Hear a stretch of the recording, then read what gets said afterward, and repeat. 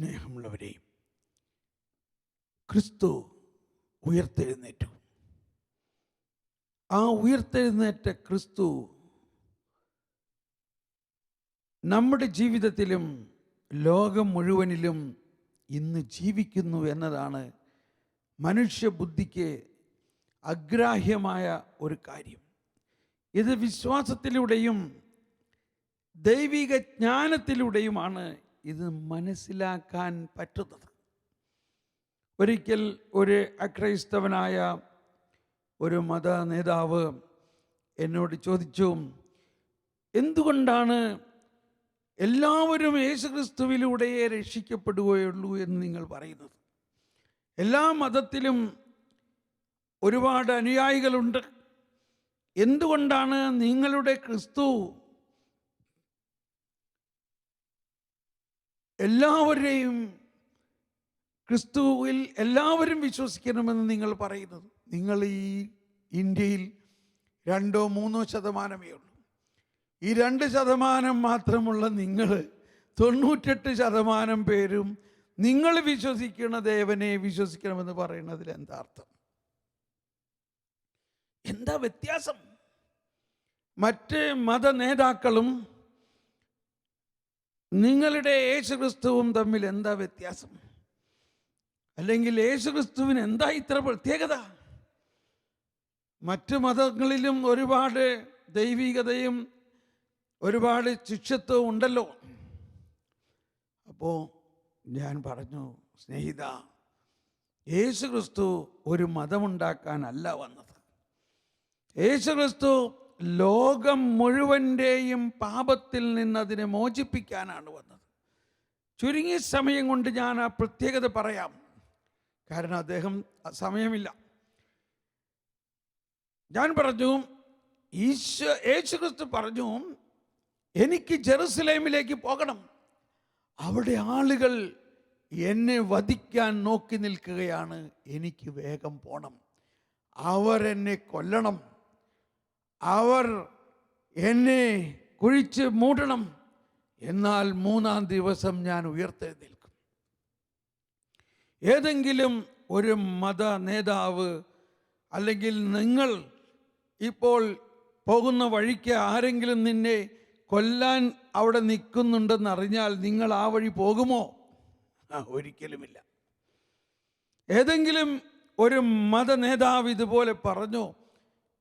ഇതുപോലെ അനുഭവമായിട്ടുണ്ടോ?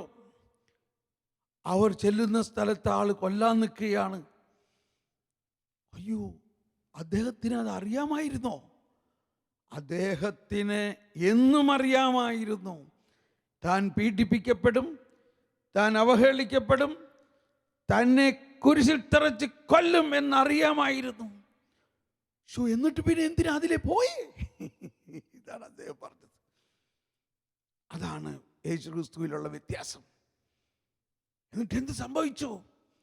യേശു അവിടെ ചെല്ലും, അവർ യേശുവിനെ പിടിച്ച് കെട്ടി, യേശുവിൻ്റെ തുണി ഉരിഞ്ഞു, യേശുവിനെ കുരിശിൽ തറച്ചവർ കൊന്നു. എന്നാൽ അപ്പൊ എന്ത് സംഭവിച്ചു? കുഴിച്ചിട്ട് 3-ാം ദിവസം യേശു മുൻകൂട്ടി പറഞ്ഞ പോലെ ഉയർത്തെഴുന്നേറ്റു. കൃത്യം 3-ാം ദിവസമോ? അതെ. ഇപ്പോൾ ഈ അക്രൈസ്തവ നേതാവ് പറയുകയാണ്, അദ്ദേഹത്തിന് അറിയാമായിരുന്നു എഴുന്നേൽക്കുമെന്ന്. അറിയാമായിരുന്നു. മരിക്കുന്നതിന് മുൻപ് തന്നെ ഈ ശക്തിയെ ആവഹിച്ചുകൊണ്ടാണ് അദ്ദേഹം മരിക്കുന്നത്, ഉയർക്കാനുള്ള ശക്തിയെ. അങ്ങനെ യേശു ഉയർത്തെഴുന്നേറ്റു.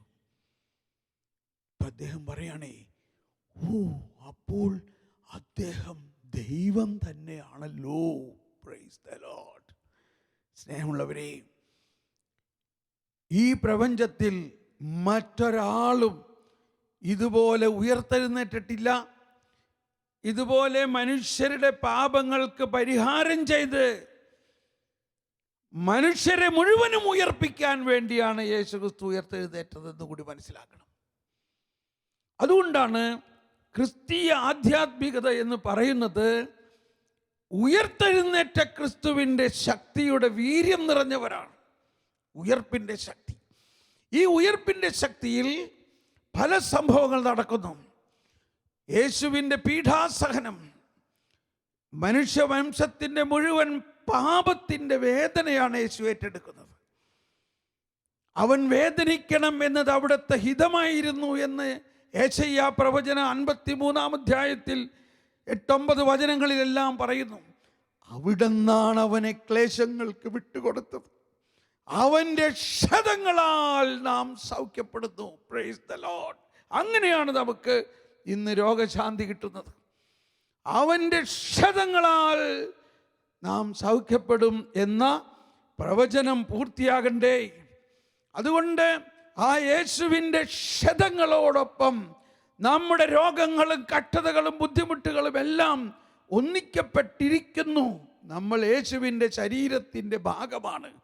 നമ്മൾ യേശുവിൻ്റെ ശരീരത്തിൻ്റെ അവയവങ്ങളാണ്. നമ്മൾ യേശുവിൻ്റെ ശരീരത്തിൻ്റെ അവയവങ്ങളാണ്. ആ അവയവങ്ങളിലേക്ക് ജീവജലം ഒഴുക്കുന്നു, രക്തമൊഴുക്കുന്നു, മാംസമൊഴുക്കുന്നു, വചനമൊഴുക്കുന്നു, തൻ്റെ ആത്മാവിനെ ഒഴുക്കുന്നു. ഇതാണ് യേശു ചെയ്തുകൊണ്ടിരിക്കുന്നത്. ഈ അവസ്ഥാവിശേഷത്തിൽ നമ്മൾ മനസ്സിലാക്കേണ്ടത്, യേശു മരിച്ചപ്പോൾ എന്തിനാണ് യേശു മരിച്ചത്? യേശു ഉയർത്തത് എന്തിനാണ്? യേശുവിൻ്റെ രക്തം മുഴുവനും വാർന്ന് പോയി. ആ ശരീരം മരിച്ചു, അടക്കപ്പെട്ടു.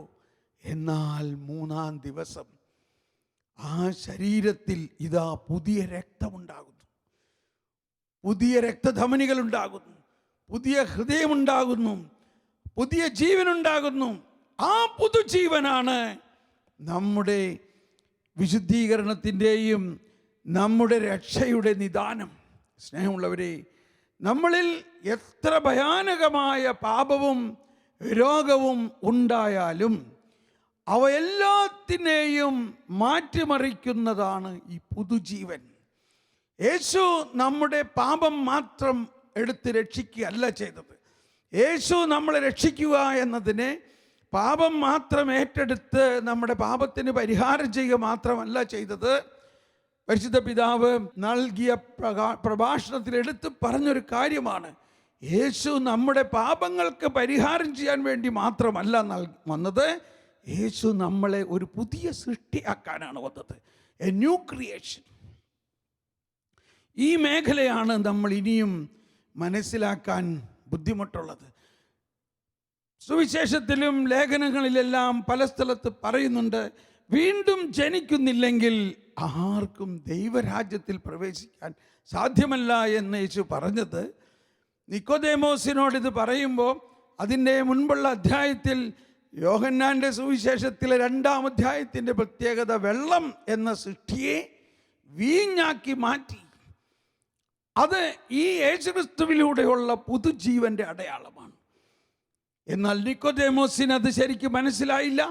ഇതാ 4-ാം അധ്യായത്തിൽ ഒരു സമരിയാക്കാരി നട്ടുച്ചയ്ക്ക്, ഞാൻ നിനക്ക് കുടിക്കാൻ വെള്ളം തരില്ല, നീ ഒരു യഹൂദനാണ് എന്ന് ആക്രോശിക്കുന്ന ആ സ്ത്രീ, എന്ത് നിയമമാണ് അവളിലുള്ളത്, എന്ത് കരുണയാണ് അവളിലുള്ളത്, എന്ത് സൽപ്രവൃത്തിയാണ് അവളിലുള്ളത്. പക്ഷേ യേശു അവളോട് അനുകമ്പയോടെ സംസാരിക്കുന്നു. സ്ത്രീയെ, നിന്നോട് സംസാരിക്കുന്നവൻ ആരെന്നും ദൈവത്തിൻ്റെ ദാനമെന്തെന്നും നീ അറിയുന്നുവെങ്കിൽ നീ അവനോട് ചോദിക്കുകയും അവൻ നിനക്ക് ജീവജലം തരികയും ചെയ്യുമായിരുന്നു. പ്രഭു, കണ്ടോ അവളുടെ സംസാരം മാറി. എങ്ങനെ അവളുടെ സംസാരം മാറി? അതാണ് യേശുവിൻ്റെ ഈ പുതുജീവന്റെ ശക്തി. വെള്ളം വീഞ്ഞായി, അവളിൽ വെള്ളം പടിപടിയായി വീഞ്ഞായി. യേശുവിൻ്റെ സാന്നിധ്യം, യേശുവിൻ്റെ വചനം, യേശുവിൻ്റെ ആത്മാവ് ഈ സമരിയാക്കാരിയിൽ പ്രവർത്തിച്ചപ്പോൾ ഇതാ ഏതാനും നിമിഷത്തിനകത്ത് വെള്ളം പുതുവീഞ്ഞാകുന്ന അതേ സംഭവം സമരിയാക്കാരിൽ നടക്കുന്നു. സ്നേഹമുള്ളവരെ, അതാണ് സൗഖ്യം, അതാണ് രക്ഷ. മാത്രമല്ല, രക്ഷയും പുതുജീവനും. നമുക്ക് തുടർന്നുള്ള ദിവ്യ ആരാധനയിൽ നമ്മുടെ ജീവിതത്തെ പാടെ മാറ്റി ഒരു റാഡിക്കൽ ചേഞ്ച്, ഒരു രൂഢമൂലമായ വ്യത്യാസം നമ്മളിൽ ഉണ്ടാകാൻ വേണ്ടി, നമ്മളിലും പൈതൃകമായും അല്ലാതെയും ഇനിയും നിലനിൽക്കുന്ന അശുദ്ധതകൾ അകറ്റാൻ വേണ്ടിയും രോഗങ്ങൾ അകറ്റാൻ വേണ്ടിയും നമുക്ക് പ്രാർത്ഥിക്കാം. സ്നേഹമുള്ളവരെ, നമ്മളെ പുതുവീഞ്ഞാക്കും. യേശുക്രിസ്തുവിനെ മരിച്ചവരിൽ നിന്നും ഉയർപ്പിച്ചവന്റെ ആത്മാവ് നിങ്ങളിൽ വസിക്കുന്നുണ്ടെങ്കിൽ, യേശുക്രിസ്തുവിനെ ഉയർപ്പിച്ചവൻ നിങ്ങളിൽ വസിക്കുന്ന തൻ്റെ ആത്മാവിലൂടെ നിങ്ങളുടെ മർത്യ ശരീരങ്ങൾക്ക് പുതുജീവൻ നൽകും. വരുവിൻ, നമുക്ക് ഈ വിശുദ്ധ കുർബാനയുടെ ആരാധനയിലേക്ക് പ്രവേശിക്കാം.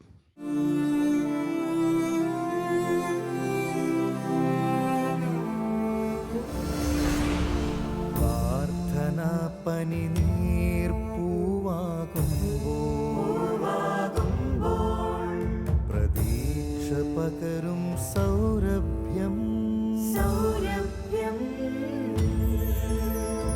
പ്രകാശമരുളും ദൈവം നമ്മോടു കൂടെ പ്രശാന്തി നിറയും ഹൃദയത്തിൽ ദൈവം നമ്മോടു കൂടെ. നമ്മോടൊപ്പം ദൈവം ജീവിത നിർവൃത്തി നൽകും നിമിഷങ്ങൾ. നന്മയിലേക്കു കുതിക്കും നമ്മൾ, തിന്മ മരിക്കും കൺമുൻപിൽ. ദൈവം നമ്മോടു കൂടെ. കാലം മാറും, ലോകം മാറും, കാരുണ്യം കൃപ പകരുമ്പോൾ മാധ്യസ്ഥ്യത്തിൻ സമയം ദൈവം മാനസതാരിൽ വാണിടും. ദൈവം നമ്മോടു കൂടെ, ദൈവം നമ്മോടു കൂടെ, ദൈവം നമ്മോടു കൂടെ.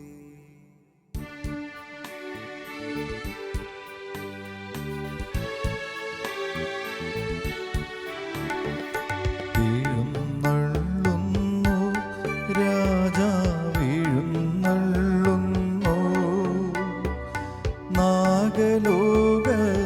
നാഗലോകനാഥനീശോ എഴുന്നള്ളുന്നു. മാനവർക്കു വരം തൂകി എഴുന്നള്ളുന്നു.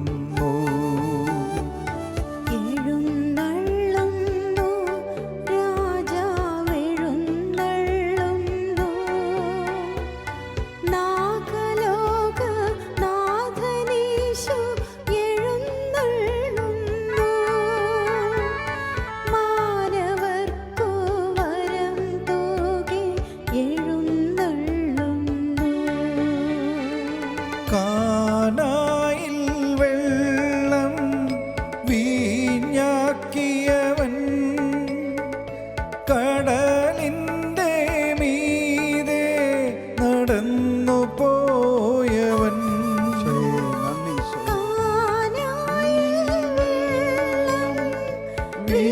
വീഞ്ഞാക്കിയവൻ യേശുവേ, ഞങ്ങളുടെ ജീവിതത്തിലെ നടന്നു വരണമേ.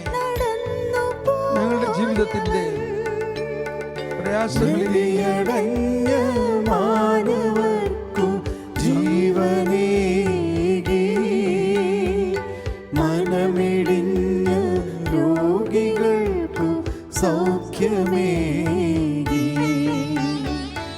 എഴുന്നള്ളുന്നു രാജാവെഴുന്നള്ളുന്നു,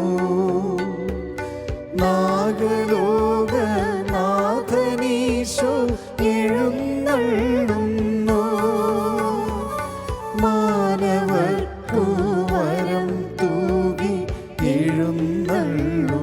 ഈശോയുടെ ആഗമനം, ഈശോ നമ്മുടെ ജീവിതത്തിലേക്ക് എഴുന്നള്ളിയിരിക്കുന്നു. യോഹന്നാന്റെ സുവിശേഷത്തിന്റെ സാരാംശമാണ് നമ്മൾ ഈ കേട്ട ഗാനം മുഴുവനും. കാനായിലെ കല്യാണത്തിന് വെള്ളം വീഞ്ഞാക്കിയതിലൂടെ വെള്ളം എന്ന സൃഷ്ടിയെ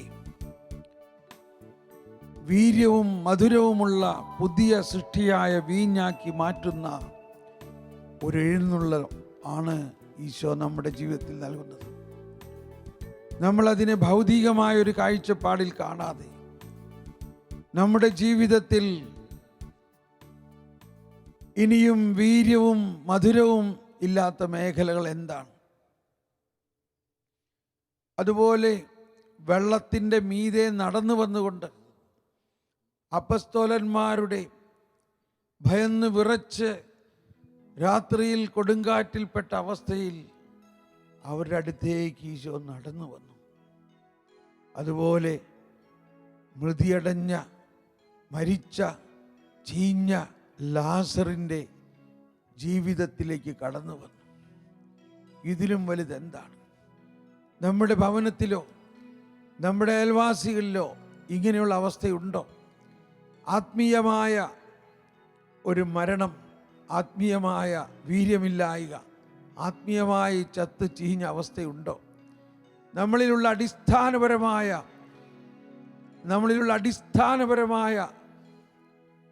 വാസ്തവങ്ങളെ വെള്ളത്തെ വീഞ്ഞാക്കുന്ന പോലെ മാറ്റുന്ന ഈശോയുടെ ആ ശക്തിയിൽ വിശ്വസിച്ചുകൊണ്ട് നമുക്ക് സ്തുതിക്കാം. നമ്മളിൽ അടിസ്ഥാനപരമായിട്ടുള്ളത്, നമ്മളിൽ വേരുവാകി കിടക്കുന്നത് ഏറ്റവും ആദ്യത്തെ പാപം അഹങ്കാരമാണ്.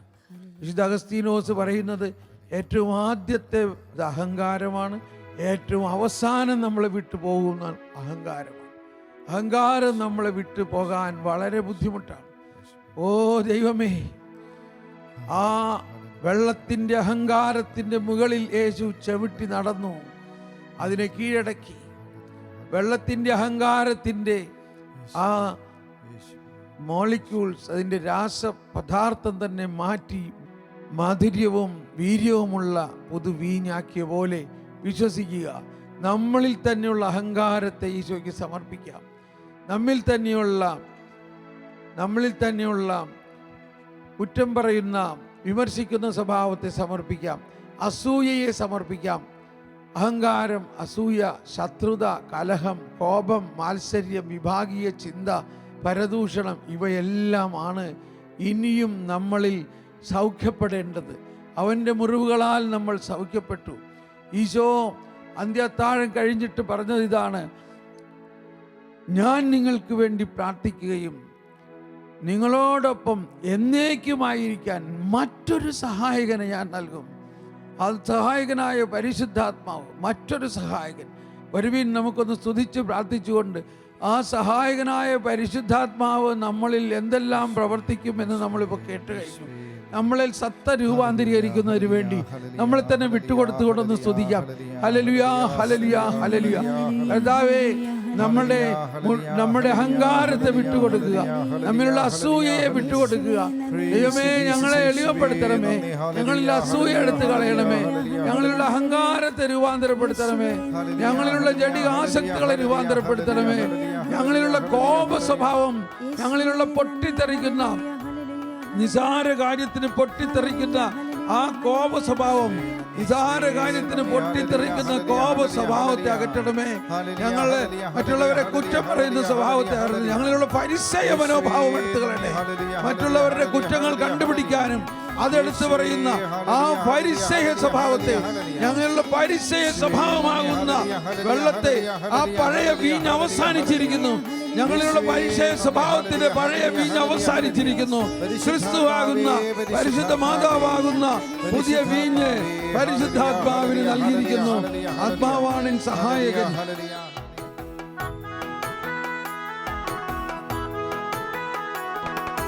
ആത്മാവാണ് സഹായകൻ, ഇപ്പോഴും ഇപ്പോഴും എല്ലായ്പ്പോഴും എന്നോടൊപ്പം ആയിരിക്കുന്നവൻ. ആത്മാവാണ് സഹായകൻ, ആത്മാവാണ് സഹായകൻ, ഇപ്പോഴും എപ്പോഴും എല്ലായ്പ്പോഴും എന്നോടൊപ്പം ആയിരിക്കുന്നവൻ. ആത്മാവാണ് സഹായകൻ, ആത്മാവാണ് സഹായകൻ, ഇപ്പോഴും എപ്പോഴും എല്ലായ്പ്പോഴും എന്നോടൊപ്പം ആയിരിക്കുന്നവൻ. ആത്മാവാണ് സഹായകൻ, ആത്മാവാണ് സഹായകൻ, ഇപ്പോഴും എപ്പോഴും എല്ലായ്പ്പോഴും നമ്മിൽ തന്നെ ഉണ്ട് ഈ എന്നോടൊപ്പം സഹായം. ഈശോ നമുക്ക് തന്ന യോഹന്നാന്റെ സുവിശേഷത്തിൽ ഈശോ ഇതാണ് അന്ത്യത്താഴം കഴിഞ്ഞിട്ട് പരിശുദ്ധാത്മാവിനെ കുറിച്ച് വലിയ പ്രബോധനം നൽകിക്കൊണ്ട് അത് നമ്മൾ എന്തെല്ലാം ചെയ്യുമെന്നാണ് പറയുന്നത് പൗലോസ്ലീഹയുടെ ലേഖനത്തിൽ. ദൈവത്തിന്റെ നിഗൂഢ രഹസ്യങ്ങൾ നമുക്ക് വെളിപ്പെടുത്തി തരുന്നു. നമ്മളെ പ്രാർത്ഥിക്കാൻ സഹായിക്കുന്നു, നമ്മുടെ ബലഹീനതകളിൽ നമ്മളെ സഹായിക്കുന്നു.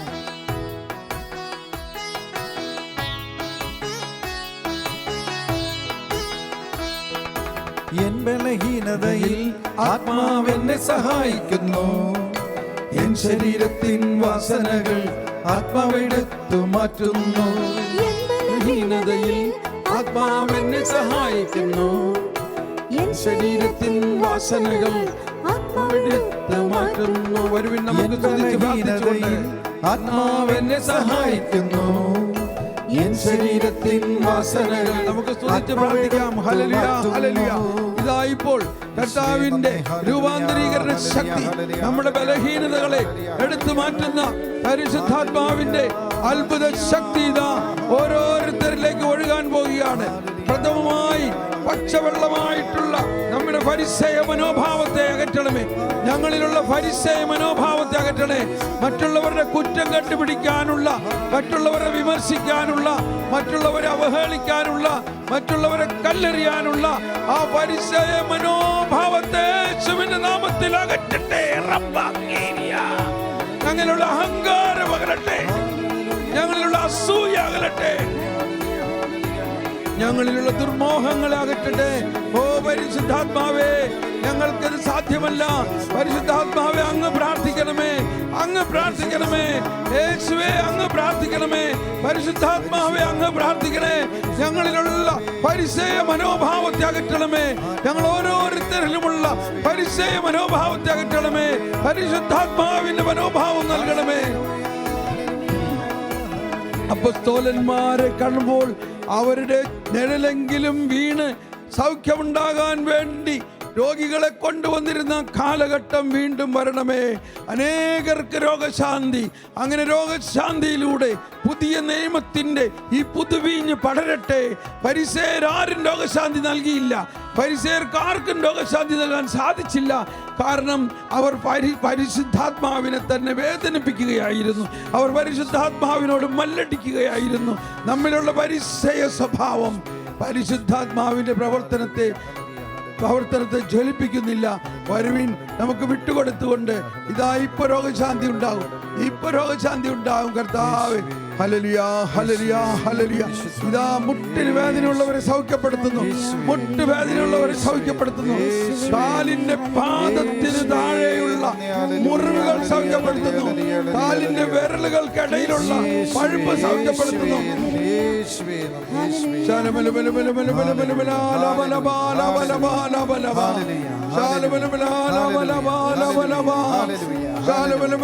മലകുടിപ്പിക്കുന്ന അമ്മമാരെ, മലകുടിപ്പിക്കുന്ന അമ്മമാരെ കർത്താവ് സുഖപ്പെടുത്തുന്നു. സഹോദരിമാരെ, സ്ത്രീകളുടെ ബ്രസ്റ്റിലുള്ള മുഴ കർത്താവ് സൗഖ്യപ്പെടുത്തുന്നു, ബ്രസ്റ്റിലുള്ള മുഴ കർത്താവ് സൗഖ്യപ്പെടുത്തുന്നു. Hallelujah, hallelujah, hallelujah.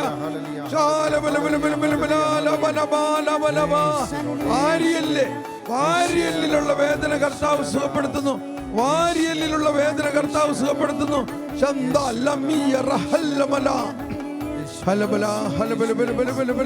കർത്താവേ, അങ്ങയുടെ അത്ഭുത ശക്തി, അങ്ങയുടെ അത്ഭുത ശക്തി അപ്പസ്തോലന്മാരുടെ നിഴല് വീണപ്പോൾ സൗഖ്യമുണ്ടായെങ്കിൽ ഈശോയെ, ഇപ്പോൾ ഇതാ അങ്ങയുടെ ഉജ്ജ്വല പ്രതാപത്തിന്റെ, അങ്ങയുടെ രാജ്യത്വത്തിന്റെ, അങ്ങയുടെ പരിശുദ്ധാത്മാവിന്റെ ശക്തി ഞങ്ങളെല്ലാവരിലും ഉണ്ടല്ലോ കർത്താവേ. സൗഖ്യം നൽകുന്ന കർത്താവേ, എഴുന്നള്ളുന്ന യേശുവേ, ഞങ്ങളങ്ങേ സ്തുതിക്കുന്നു. Hallelujah, hallelujah, hallelujah, hallelujah. വീണ്ടും നമുക്ക് ഇതാ രാജാവ് എഴുന്നള്ളി കഴിഞ്ഞിരിക്കുന്നു. ആ എഴുന്നള്ളുന്ന രാജാവ് നമ്മുടെ ജീവിതത്തിലേക്ക് എഴുന്നള്ളി കഴിഞ്ഞിരിക്കുന്നു എന്ന് പാടി നമുക്ക് പ്രാർത്ഥിക്കാം ഒരിക്കൽ കൂടി. എന്നിട്ട് സമാപന ആശീർവാദത്തിലേക്ക് പ്രവേശിക്കാം. എഴുന്നള്ളുന്ന രാജാവ്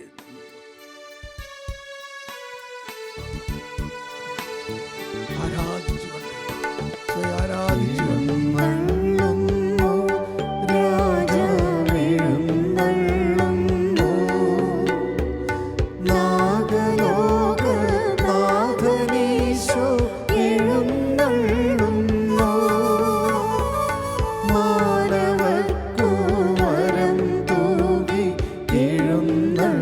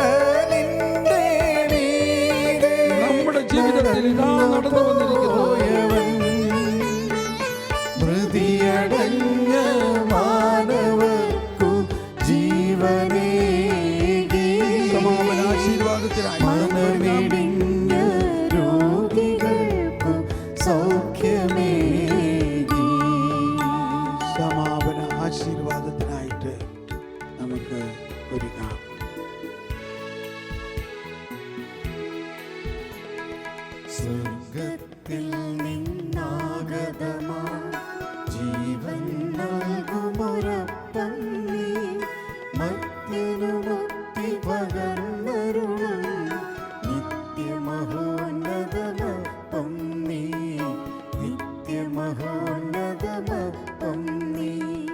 മാനവരേ മോദമോടെ നാഥനെ വാഴ്ത്തി പാടിടുവിൻ. ദൈവത്തിൻ പരിപാവനമാ സന്നിധി ചേർന്നു വണങ്ങിടുവിൻ. സന്നിധി ചേർന്നു വണങ്ങിടുവിൻ. സ്വർഗത്തിൽ നിന്നാഗതമാ ജീവൻ നൽകുമൊരപ്പം നീ. മർത്യനു മുക്തി പകർന്നരുളും നിത്യമഹോന്നതമപ്പം നീ. നിത്യമഹോന്നതമപ്പം നീ. പരിശുദ്ധ ശരീരത്താലും വിലയേറിയ രക്തത്താലും പാപത്തിൻ കറകളിൽ നിന്നും മർത്യനു നീ മോചനമേകി. സകലേശാദിവ്യകടാക്ഷം തൂഗണമേ വത്സലസുതരേ. നിർമ്മലരായി ജീവിച്ചിടുവാൻ ചിന്തണമേ ദിവ്യവരങ്ങൾ.